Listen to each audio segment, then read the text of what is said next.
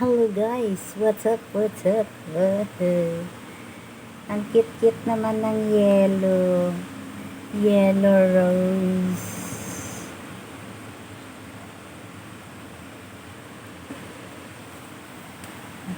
Maliit yan siya. Ganyan lang kalaki ang kanyang buka. Ganyan lang siya. Pero ang cute niyang tingnan. Ang ganda. Marami pang buds na hindi nakabuka pa. Ayan Yan. Bagong binili na naman ang amo ko. Ang amo kong lalaki yan ang mahilig sa halaman, flowers. Yan. Siya yung mahilig talaga guys. Ayan.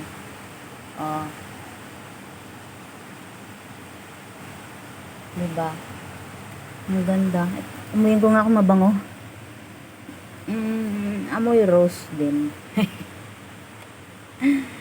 Pero in fairness ang mga rose talaga guys, nilalagay ito sa pagkain. Kinakain din ito.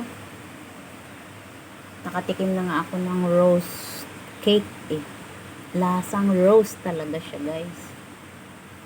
Nung last 2 years, binilhan ako ng amo ko ng cake.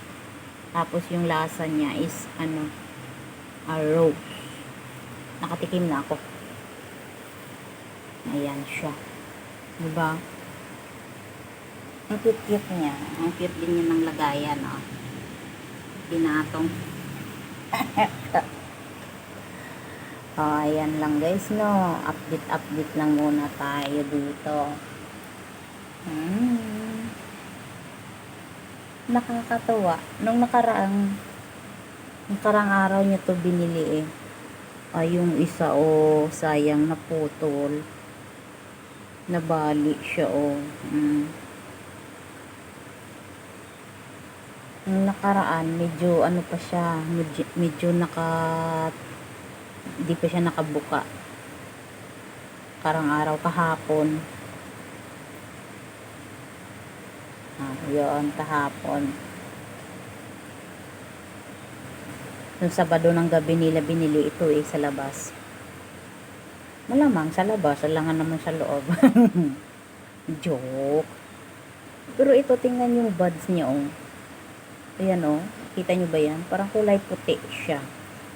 Pag nakatikop pa lang, ayan yan pa lang yung bubuka yung buds niya na yan yan buko niya na kulay puti siya pero pag naka-open na siya, ayan na naka-open na, maliit na open pa lang yan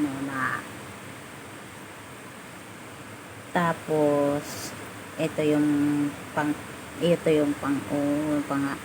pangalawang open niya, ito yung pangatlong open niya tapos ito yung bukang buka kasi nga medyo nangingitim na yung niya sa loob.